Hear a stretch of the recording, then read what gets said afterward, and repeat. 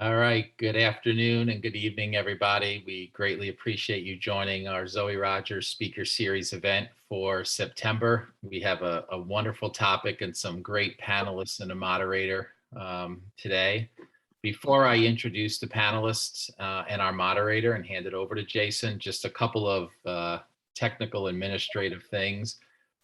We ask you to keep your audio off if you could, so keep your video on mute. You can keep your video on or off. That's up to you, except for the speakers. We certainly want to have you keep your video on. You can also put your computer in speaker view if you want to not have distractions of everybody and just want to hear what the speakers are saying or see what they're saying. So you can do that as well. And then the other feature, many of you have used Zoom. So on the bottom portion of the screen in the middle is the bar for the chat. And the way we certainly want this to be an interactive Q&A. So if you have questions, we ask you to type them into the chat and I'll work on getting them to Jason and he will incorporate them into the dialogue or try to get to as many answers to the questions that you ask before the end of the session. So really appreciate you joining us and it's a pleasure to be here for a really interesting topic that a lot of our followers have asked us about, which is understanding racial bias in sports coaching and administration and actions we can take in order to bring greater awareness to this. And we see a lot of visibility to this and facts around the lack of diversity we see on the coaching side. If you dig deeper into it, you see even less diversity on the administrative side. And we have two wonderful panelists who are going to educate us as to the reasons why, and again, what are the things that we can do about it. So first, I'm really thrilled to introduce Jackie Blackett, who's joining us today. Jackie currently serves as the Deputy Athletics Director for Athletics, Physical Education and Recreation, Senior Women's Administration, and Deputy Title IX Coordinator at Columbia University. Jackie has been at Columbia since 1989 and has been part of the Athletics Administration since 1993. As the Title IX coordinator, Jackie's charged with communicating info regarding university policies related to sexual harassment, sexual assault, stalking, and other gender-based misconduct. As I should have said at the beginning, we encourage you to go into our website and see the detail of the bio since we won't cover everything. But Jackie has extensive experience with the NCAA in areas of compliance, leadership, academic eligibility, and student athlete services. In July of 2009, Jackie was recognized for outstanding efforts on behalf of Columbia student athletes when she received the prestigious Jostens Administrator of the Year Award by the National Association of Collegiate Women's Athletics Administration. And while Jackie has been involved in athletics administration for many years, she has an athletic background. She was an outstanding athlete at her alma mater of the University of Rochester. So Jackie, welcome. It's a pleasure to have you with us. Thank you, Mike. It's a pleasure to be here. I look forward to the conversation.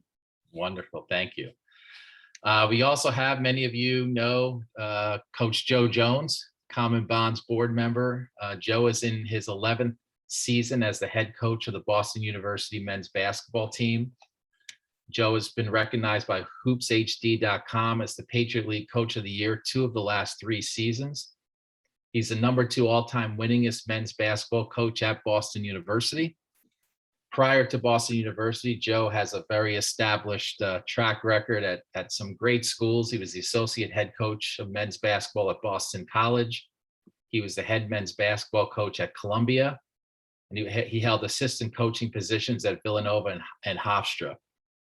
Joe is a visible leader for DEIJ initiatives on the Boston University campus. And as I mentioned, he is a board member at CommonBondz. I've had the privilege of knowing Joe for many, many years from our days at SUNY Oswego. So Joe, always a pleasure you joining us and seeing you, and looking forward to your insight. Thank you. Absolutely. Thank you, Mike. Appreciate it. Great. And finally, many of you know Jason as well, who is a CommonBondz board member and our moderator for this evening. He is a Philadelphia area native. He is a graduate of the prestigious Syracuse University School of Broadcast Journalism and Communications. He is currently the sports director at KRON 4 in San Francisco, California. He's also an NBA reporter for Bleacher Report and a radio show host for 95.7 The Game. And he's also a CommonBondz board member. So Jason, we really appreciate you facilitating tonight. And I'm going to hand it over to you to get started. Thanks, Mike. Appreciate the introductions. And I'm looking forward to the conversation with Jackie and Joe, and getting to all of your guys' questions eventually as well. It's a pretty important topic. You know, we all watch sports as a part of most of the society's everyday lives, whether it's watching, consuming, work, it's in some shape or form. It affects us all in some way, even sometimes subconsciously. Probably affects my mood a little more than it should when it comes to my sports teams. But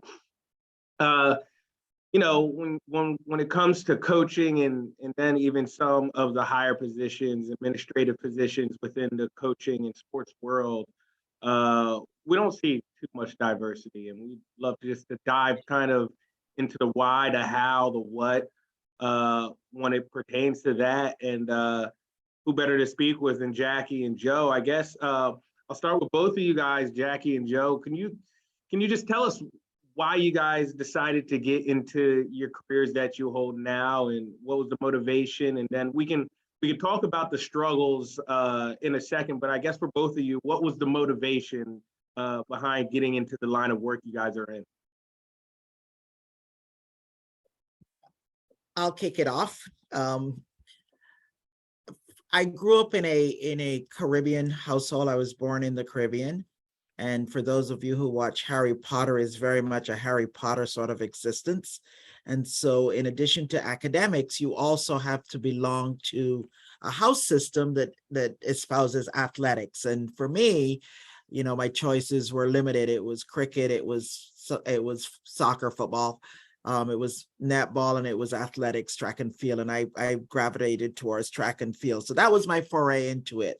When we immigrated to the United States, I did not do a sport in high school, but as a Title IX baby, when I got to college, I walked on to our track and field team and helped to form a team. And very quickly, we realized that the talent looked like me, but all of the coaches and the administrators did not look like me. And so when I graduated and I wanted to be a high school teacher, but I had a little bit of aptitude for the sport, and I was offered the opportunity to move into coaching while I was still teaching high school. And I quickly jumped on that opportunity because it really gave a chance for me to give back to the sport that I love, but also to work with students and to show them a coaching system where people had some sort of diversity and where we could look a little bit more like the talent. So that was my motivation. It was really about giving back. It was really about setting an example. It was really about the profession that I loved. And from there, it became a Division I coach, and then an administrator, and then in a position to be able to enact change at the national level. So that was sort of my foray into it and my motivation for moving into it. And as I thought about the conversation today, I realized how much the lack of diversity spurred me on to want to do this. How about you, Joe? Well, let me first by saying I have firsthand experience on how great of an administrator, friend, coach Jackie is. She was one of my administrators at Columbia, and you know, she was someone that everyone went to, all the athletes, all the coaches. You know, she was just someone that you could always depend on. So Jackie, thank you for all your support all those years. And thank you for all the student athletes that you've touched while you've worked in this business. You know, my story was I was a 17-year-old counselor at camp, and first time I coached the team was at that time. So I was 17, and every summer when I was in college, I'd go back and coach at this camp. And, you know, I just found a love for coaching. I didn't really think that I'd coach for a career, but I just really enjoyed it and enjoyed working with young people. Ended up getting a master's degree to become a guidance counselor. And my first job, I was 23, and I was a middle school guidance counselor. And I just loved that. I just loved helping kids and supporting them. And then my passion for coaching kind of grew. I coached middle school, I coached JV, I coached varsity. And I think that's what happened with me is that I loved being a guidance counselor, but I think I enjoyed the coaching part of it more. And I got a huge it was just, I think, a huge gift that I had a chance to meet Jay Wright, and he hired me in my first assistant job. So ended up, having an opportunity to coach college and never look back.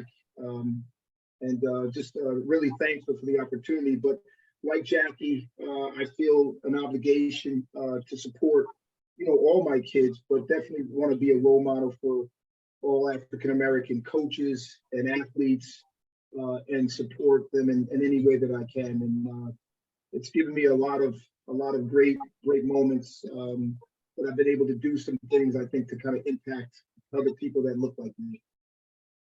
All right, Joe. So, with you, like you said, you got this great, tremendous opportunity from Jay Wright at Villanova, and you get fully entrenched in the Division I college basketball world on the coaching side of it. As you kind of progress through that opportunity at Villanova and started to realize, like, hey, not only am I really interested in this, it's something that I feel like I'm pretty good at and could have and ultimately continue to succeed. When did you start, I guess, seeing some of the challenges that come along with being in a space that I guess just wasn't dominated by people who look like you? I think right away. Right away. You feel that honestly from some administrators that don't look like you. I think I had a few encounters with just interactions with administrators who I think when they met me the first time had no idea that I was an educator, that I had obtained a master's degree, that I worked in the school system before I even started coaching. So I had some real negative interactions at times with administrators. And I think when I started going out on the road in my first year, just striking a conversation with some of the older Black assistant coaches, and the conversation wasn't surprising, but I think the conversation at times was a lot like, okay, you're going to have to kind of make your way here, because a lot of people think, all right, you're a Black assistant, you're here to recruit players, you're not really a coach. And so that was something that I felt and I heard right away, and I definitely wanted to change that narrative for myself. But those are things that I definitely felt, right away. And I think some of our players, when they came to campus, from where they grew up and coming into maybe a predominantly all-white campus, I think they had similar experiences, just being different, people treating them a certain way, and then having to help your athletes kind of manage that and deal with that were things that were, that hit me in my face right away. And Jackie, I'm going to ask you a different question, but before I get to that, do you have anything to follow up on what Joe just said in terms of, when you were earlier in your career, I guess, how soon did you realize that there would be challenges within your line of work because of how you looked? Yeah, you notice that right away. It's an immediate. It's absolutely immediate, and there's a duality, right? I'm not only a Black person, but I'm a Black woman in a field that is dominated by men and predominantly at the top levels by white men. And so you're immediately, when you sit around the table, you immediately know that you are the single person on not one, but two fronts. And so this is something that you learn and you notice and you experience the minute you step into administration. Right. So, here obviously at CommonBondz, we talk about our experiences, but we also like to educate and, kind of help people, especially people who are in this chat, clearly it's for a reason. They want to, help better themselves and, do the right things as we move forward through society and, try to spark some change, even if it's at the individual level. I guess, first and foremost, what are some things, and I'll start with you, Jackie. What are some things, and you can get as specific or as you want, but what are some instances that you've come across just on regular everyday life at work that you experience that you don't think your white brethren even notice they do, or even notice that that's a hurdle that you have to jump through? Because obviously at the naked eye, most people with logic will acknowledge that there's racism in the world, and that sometimes people of color have to go through things that white people don't. But if you get a little more into the nitty gritty, what are some things that you think some of your colleagues don't even realize you go through, but if you spoke on it, they would be like, wow, I didn't even think of that. Yeah, that's a one for thought. I've been lucky in my career. I've only been at 3 institutions, right? One was my alma mater, and I've spent the bulk of my career in New York City at Columbia University. And there was a period of time where I had really long dreads, and the minute the level of unconscious bias at an institution in the Ivy League is sometimes daunting on a day-to-day basis. And you notice it in the thing I would notice first, and this was, we have our stadium is 5 miles away, and a specific example is this. If I went to a football game at our stadium, say homecoming, with tens of thousands of people, and I was dressed like I normally am, everybody would hug and see me. But if I put on a baseball cap and walk through the same concourse, nobody spoke to me, nobody recognized me. I just became a black face in a space that they did not even look at twice. The first time that happened, I was so shocked and so taken aback that I literally took my hat off and tapped the person and said, I talk to you every day, and this is a colleague, and you just walked by me like I didn't exist. And their comment was, oh, I didn't even see you. And that's when you realize that in some instances, even in your workspace, you are invisible.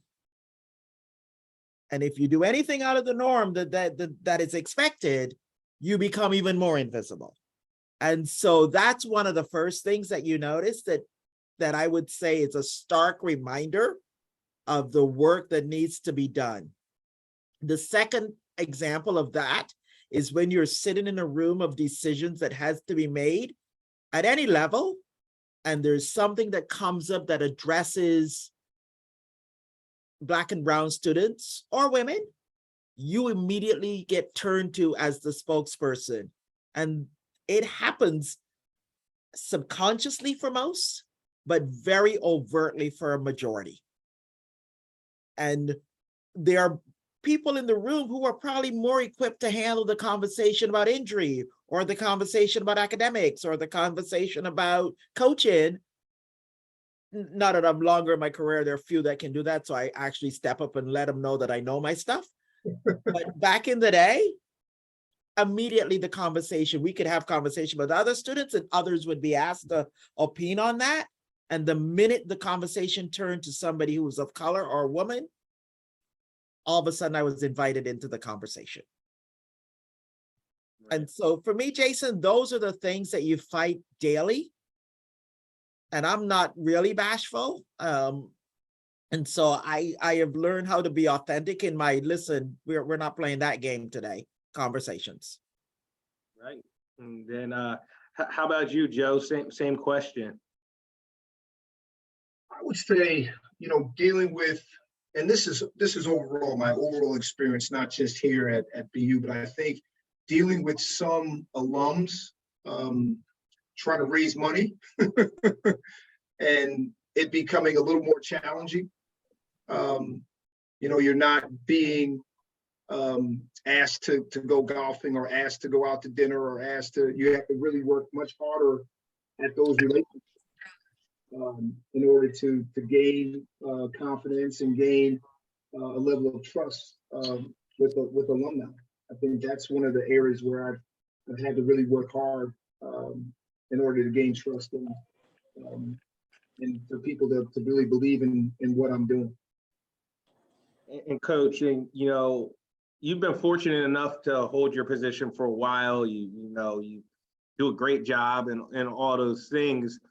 But one thing that I have noticed, and I think can be acknowledged by anyone who's open-minded and just kind of wants to speak the facts and speak reality, is that coaches and administrators of color feels like we, or they, I should say, I'm not a coach, but it feels like they do not get as many shots as the other. Like you just see in the coaching world, a lot of names get recycled, you know, and everyone's for people getting second chances and nobody wants people to be blackballed.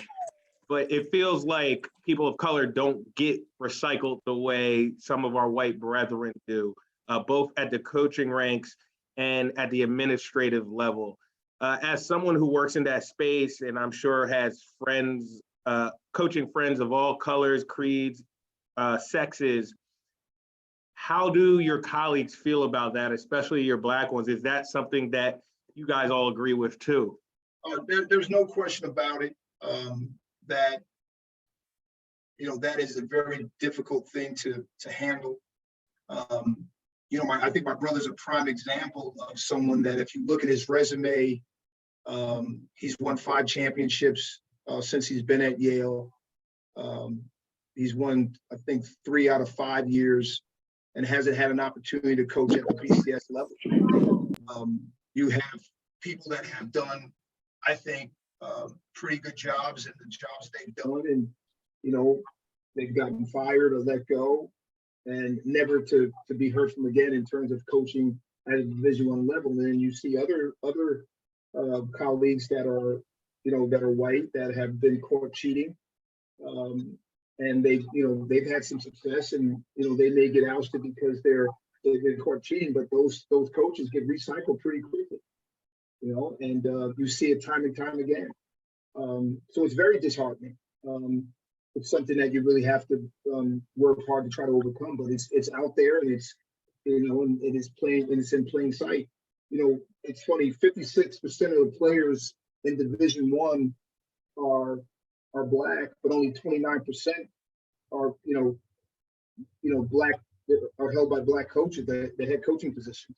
You know, so that's over half the kids are Black, but little over a third are the coaches are Black. You know, and why is that? Now, Jackie, that was a great kind of segue, Joe. You said, why is that? Now, Jackie, obviously, you don't have all the answers, and no one thinks you do, but you do work at an administrative level. It's the administrators who hire these coaches. Mm-hmm. Can you kind of take us through just the process that you see from your vantage point, and where do you think some of the issues might stem from?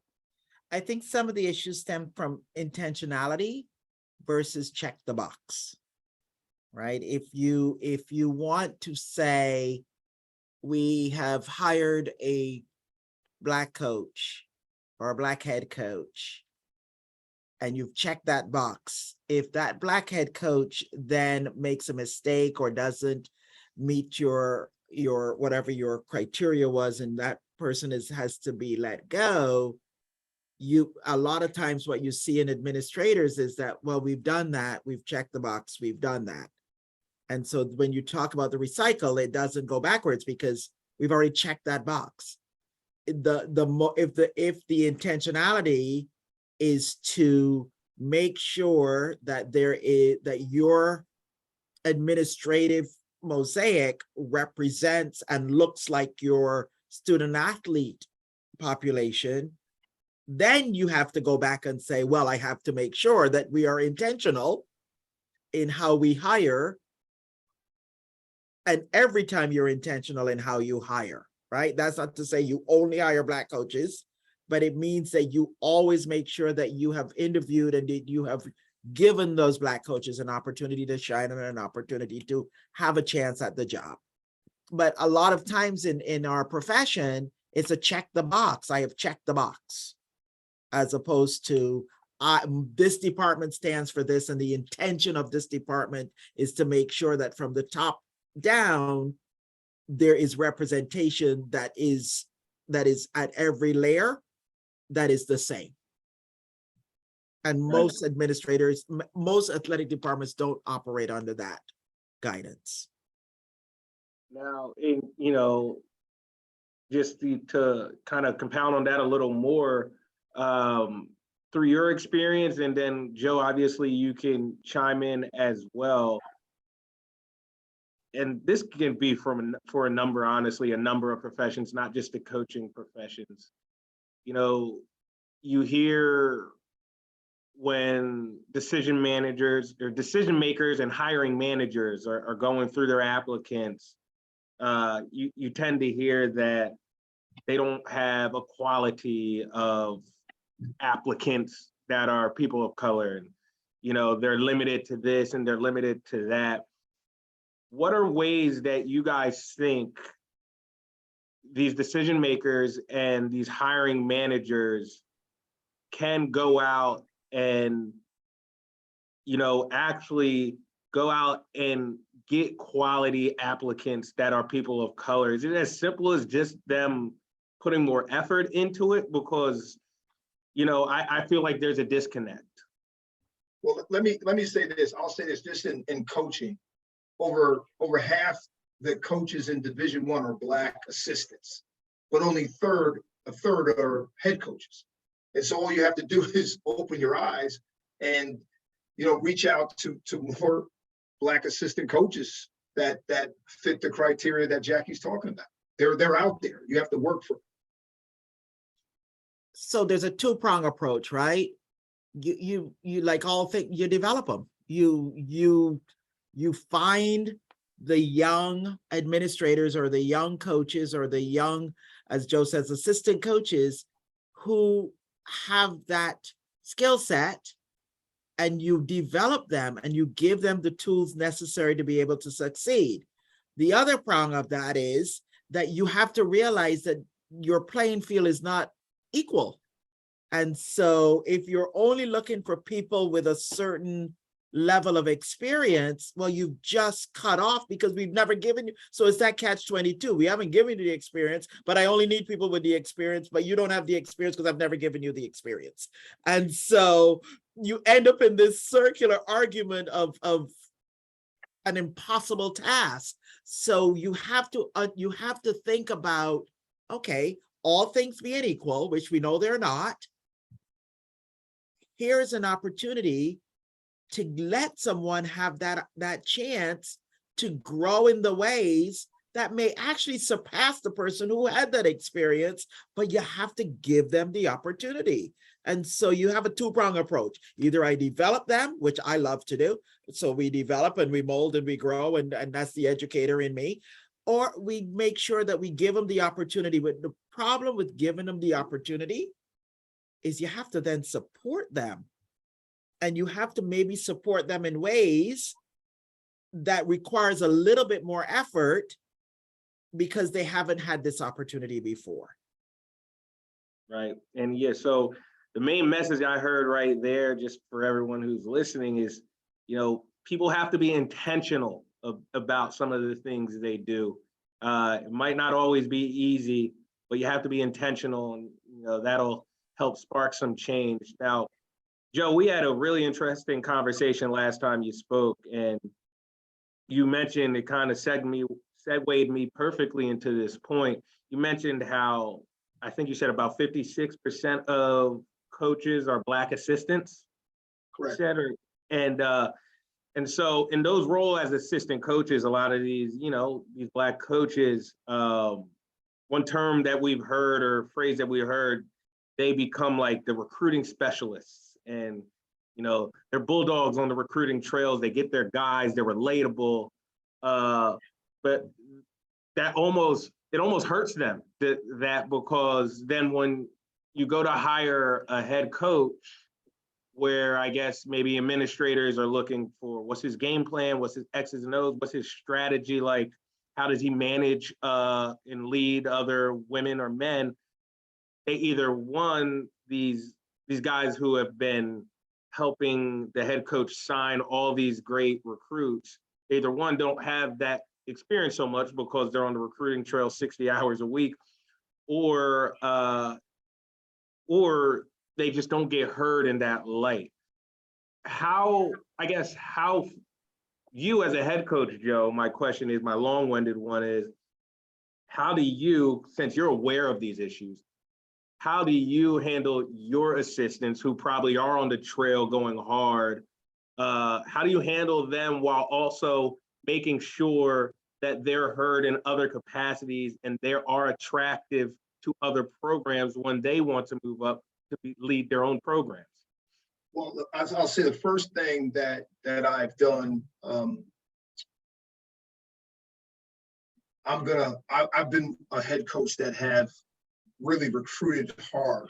I've spent a ton of time in my 17 years as a head coach recruiting like an assistant. So that takes some pressure off my assistants and allows my assistants to really look into other things that are going to be more impactful for their development. And so I give a voice to my assistants in practice, where each one of my assistants are responsible for certain areas of our program. They're coaching in practice, they're running drills in practice, they're speaking to the team like a head coach. I hold them accountable for certain things. So we have a guy in charge of kind of offense, defense, and kind of the special teams guy. And so they're all interrelated in terms of having to know what we're doing defensively and having to know what we're doing offensively. And so that's a big part of what I do. I even have gone on and hired a director of basketball operations person and have done what Jackie said in really developing that person. And so we've had 3 director of basketball ops guys in the last 6 years that have been able to get Division I assistant jobs. And so that's what I'm all about, really developing the guys around me and helping them grow and giving them opportunities, and also trying to hire an eclectic, diverse group of coaches that I think can relate across the board. That's really important to me. So if you look at my staff is very diverse, and that's done intentionally. Now, Jackie, I know you mentioned that you love to, to groom and mentor some of your colleagues, and that's just the instructor, the teacher in you. How do you make what's your kind of mindset as you're managing people and you get young up and comers in your staff and under you, and you want to make sure they are well-rounded to, flourish in their career and have some options as they continue to ascend in whatever it is they want to do? First and foremost, we have to figure out the direction that they want to go in, right? What do you want to do? Where do you want to be? One of the things I talk to recruits about is a phrase I stole from Joe Jones, which is, this is not a 4-year commitment. This is a 40-year commitment. Yes, Joe, I'm still using that all these years later. And so I do that with the staff as well. And then my motto with the staff, because I'm pretty blunt, is if I have to do your job, I need to take your paycheck. And so I need you to do your job, and I need you to be accountable to that job. That's not to say you're not going to make mistakes. I need you to make mistakes. I always said this to my coaches. I need you on the edge, because it means you know where the edge is. I need you taking every risk you can take to get better, because you know where the edge is. And so I say that to our young staff as well. I want you on the edge. I want you pushing the envelope. I want you thinking outside the box. I want you making mistakes. None of this is fatal. We work in college athletics, right? We are not working in life and death situations. Everything that happens, we can bounce back from.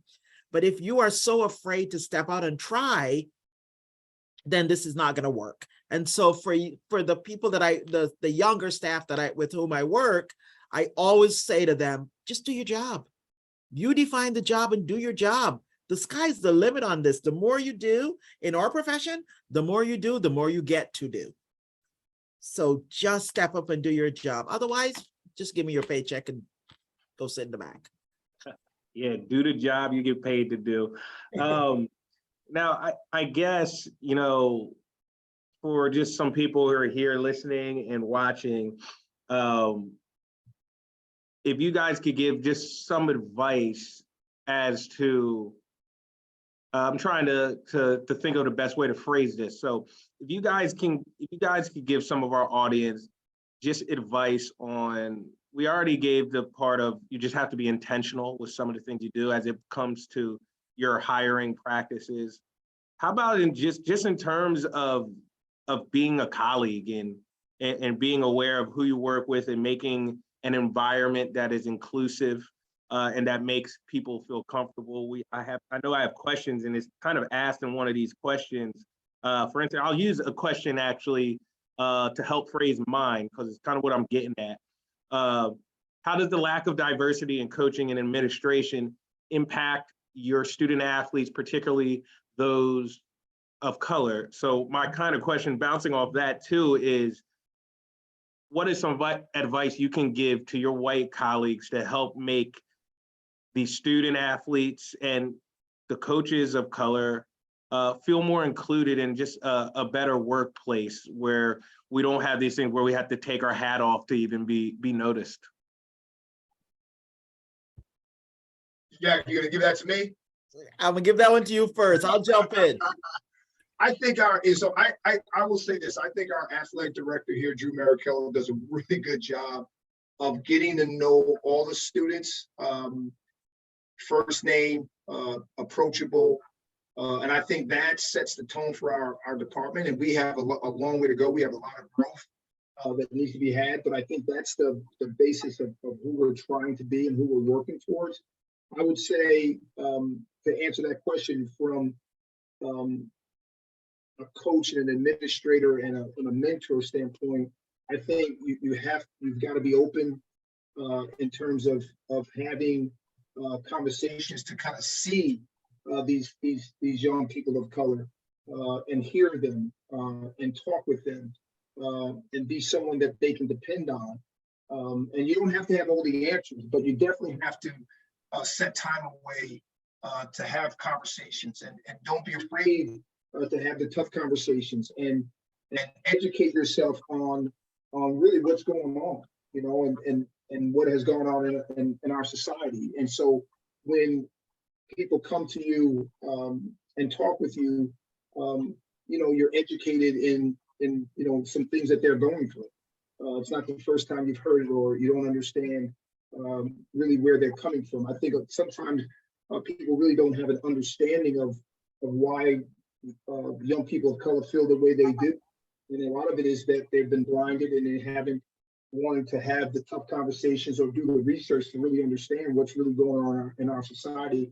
And I think those are things that can be really helpful when you're going through something as a young athlete on these predominantly white campuses. You need people here that can become mentors and can become helpful. And I think that's one of the things that I would challenge my white counterparts to do. We have a West Indian saying. I'm big on sayings. We have a West Indian saying that says, "The fish thinketh from the head," and what it means is that the culture is set from the top. And I am lucky enough to be the top of our particular pyramid here in our department. And so we have to set the tone.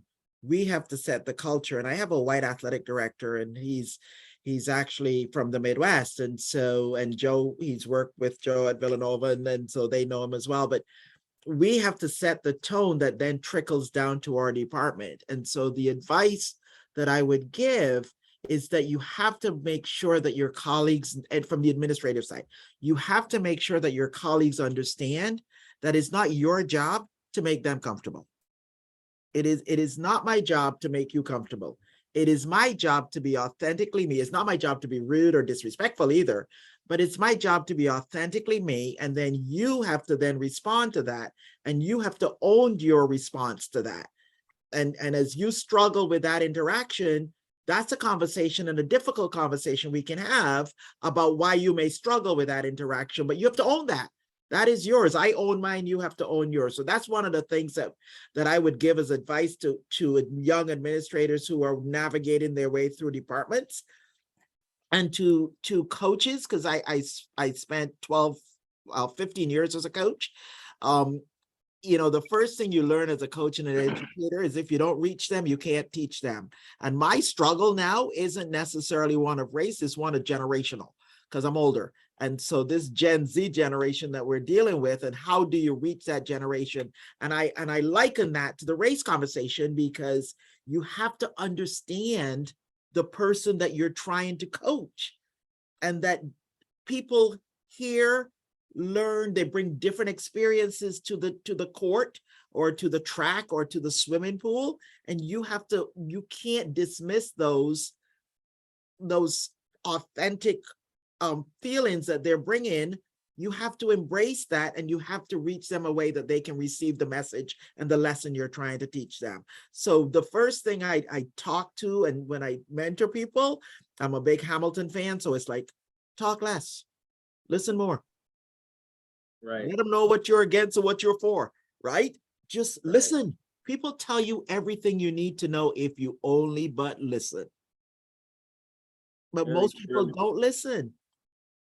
Yeah, and you know, a popular saying, I'm sure you guys as coaches have probably told your athletes or colleagues this before, like, and I've always been told this, there's not much growth in your comfort zone. We tend to grow as people, competitors, when we have those uncomfortable conversations. And I think that is something that our society can do a better job of taking on. So, you know, the people who are here in this group, both white or black, you know, sometimes it takes an uncomfortable conversation that can grow a relationship into a beautiful one. I'm sure Mike and April, our two co-founders, have had some uncomfortable conversations over the last couple of years, and they've grown this nonprofit into a very beautiful one that we've all grown from. So, you know, sometimes just get out of your comfort zone, because a lot of the time, shoot, we have more in common than we even realize.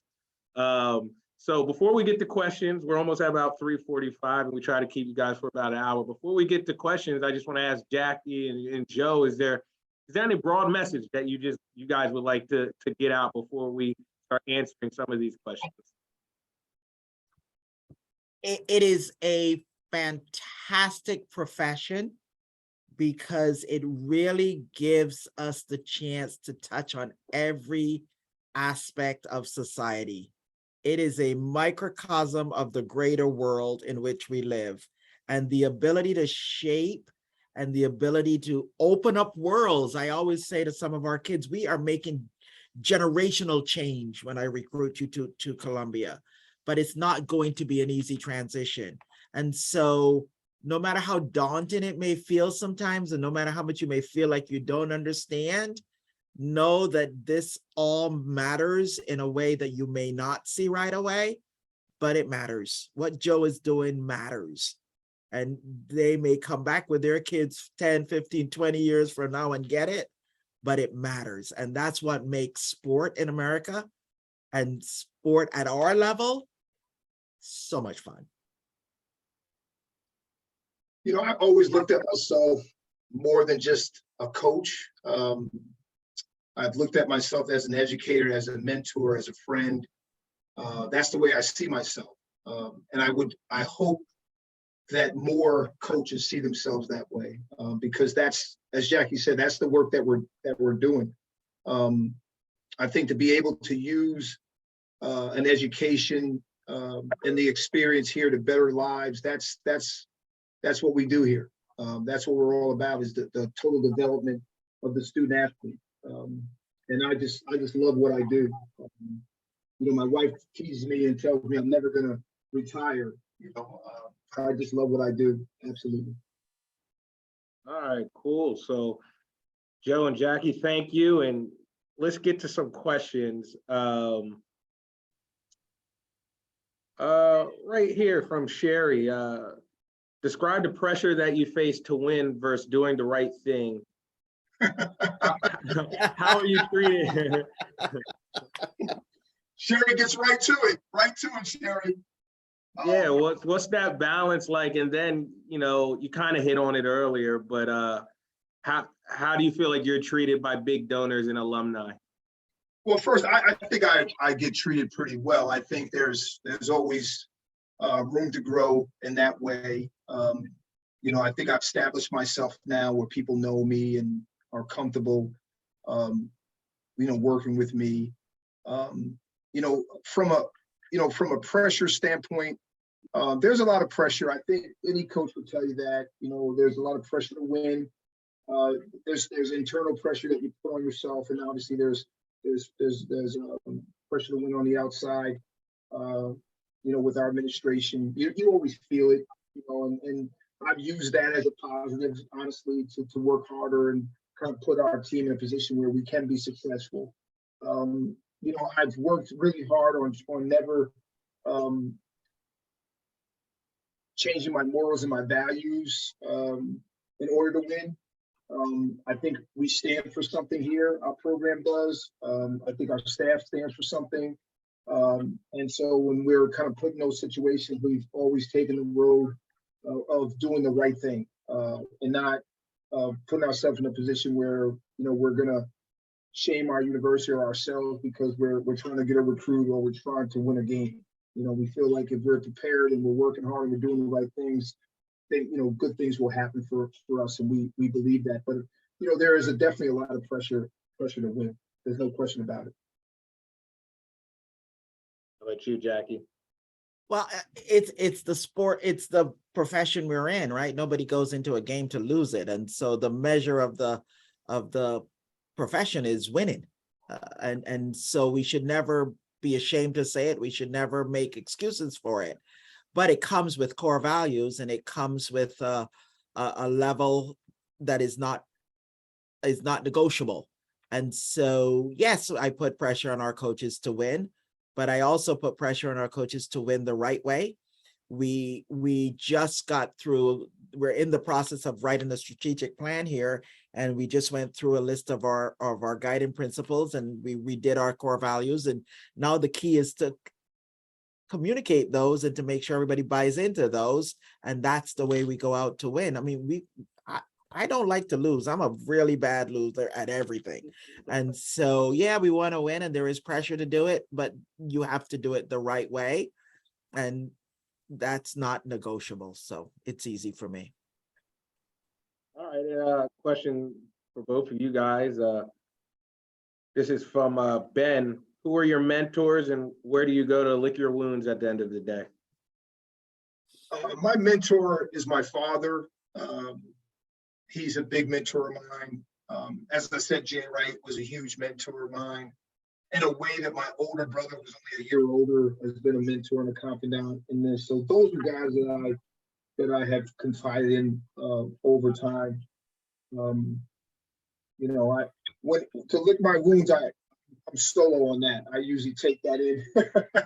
I'm in my room. My wife leaves me alone. My kids leave me alone. So I kind of lick my wounds solo. But I'm not someone that wallows in my sorrow. Usually after a tough game or something bad goes happen, the next day I'm bouncing back and I'm ready to roll.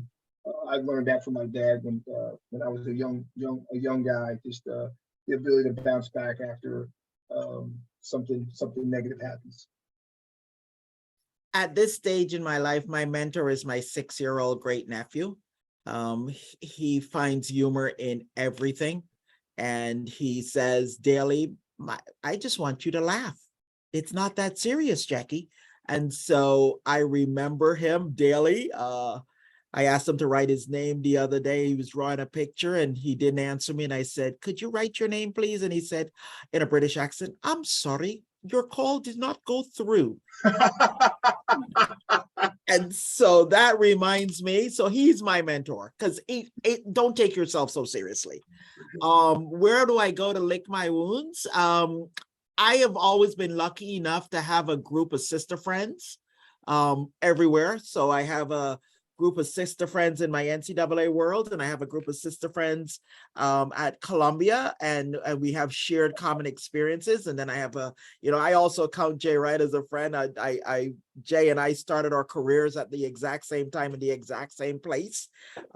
So I've watched, we've grown in different ways, but we definitely started out together. And so I looked at those sorts of trajectories, but that's where I go. I rely on my friends. I rely on my family, and I rely on my friends, and I'm by nature an introvert. And so I regenerate alone. So if I go off to a quiet place, it isn't because I'm licking a wound, it's because I'm regenerating.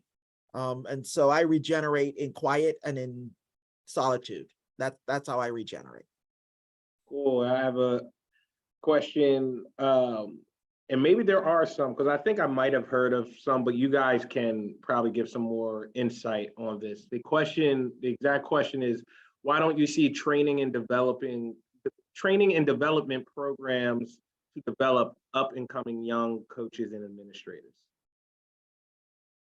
There are more of them than you may realize. I know that the NCAA does a really good job on the administrative side with their Pathways program. NACDA does a really good job through MOA, which is an administrators program. There's a Women Leaders in College Sports, and they do a lot of executive type training, and they have executive type week-long classes for young administrators. So there's a lot on the administrative level. I'll let Joe talk to the coaching, but I know we have enrolled all of our coaches in the We Coach program. And then there are lots of programs out there that are geared for bringing administrators up into the profession and young coaches into the profession. The problem becomes if you, again, the fish thinketh from the head. If you don't have an administrative culture that values that, then they don't put the resources into allowing their young folks to go have this professional development. So if there are young people on this call, I would implore you to push your administrators and your head coaches to allow you and to encourage you and to fund for you the opportunity to get some professional development, because it's available, it's there. Yeah, on the coaching side, the NABC does a good job. They have a program, Black Coaches Association, BCA, is a group that develops young Black coaches. And there's an organization called Top Connect that I'm actually sitting here. My athletic director belongs to it, and one of our assistants does. And he brought in about 20 resumes from their last workshop in Vegas. So there are definitely some opportunities out there for young assistant coaches to grow and develop. And Jason, one thing I would add is I always tell the young professionals, listen, you need to network with 50 people. 6 degrees of separation. You start with me and I'm going to give you 6 names. But from those 6 names, you need to get 6 more names. And so you need to come back to me when you've networked with 50 people. Got it. This is a good question. None of you started at the collegiate level. What types of levels of implicit / overt bias did you see at the more local level? How was it evidenced, and how do you think it could be eradicated? It's a heavy one. Well, I was spoiled because I started at the collegiate level. I think because there were so few, when I started in my coaching career, there were so few women, and there were so few women of color. So at 22, when I graduated, one of the local colleges asked me to be their head coach. Half the team was older than I was, and I was from New York City and couldn't drive a car. So it was an interesting experience. So I'm lucky to have started at the collegiate level. And so I've been able to try to enact change in this space. So I've not really been in this profession at the local level. There's plenty of bias at this level, let me tell you. I started out as a 17-year-old camp counselor, and then I was a middle school guidance counselor and coach. I think, these are things that most African Americans are dealing with all the time in terms of how they're being seen, and, how comfortable people are around you. I don't know if there's anything that I could say about, what the plan should be. I think that's a really difficult question to ask. It's not very easy to change what we've all been dealing with. But it's definitely been a difficult road in terms of being a young Black coach, educator. It's not an easy thing to embark on a daily basis. You have to really have some thick skin and just keep plugging away. Cool. Well, I do think part of the solution is things that we're doing today, and people who are here, they're here for a reason, because they want to better themselves. I always say, it's not on the oppressed to come solve issues. It's just not in any type of situation, in any problem. That's just not really how problem solving works. But for the people who are here and the people who want to better themselves and learn how to make a more inclusive, equitable world and society, that's the start. So I got to all the questions. So, thank you everyone for coming. I do want to hand it off to April. She usually says our closing words, but for everyone who came and chimed in and listened and participated, I hope you got a little out of it. I hope you could take some forward and go help spark change in your little bubble that you guys operate through in your own life. Thank you so much, Jason. Wow, this was so wonderful, this conversation, and one that's near and dear to my heart. But I first want to thank the 3 J's. Did you realize that? Jackie, Joe, and Jason, the 3 J's. Thank you so much for this conversation. It's one, like I said, that's near and dear, because I do have an athlete that I've raised as well. And so just really quickly, I took a few notes, and I just wanted to let you know what these 3 things that resonated with me was. One was the invisibility piece. And that I saw, so I have an athlete who did really well in our neighborhood, but I had 2 other kids before him that went through the same school systems, same streets, but they were invisible. But my family only became visible when my athlete did well. So that's a real thing. The other thing that I heard you, Joe, and Jackie talk about was the fact that there's no grace, or very little grace, when African-American administrators or coaches make a mistake. That's a real thing.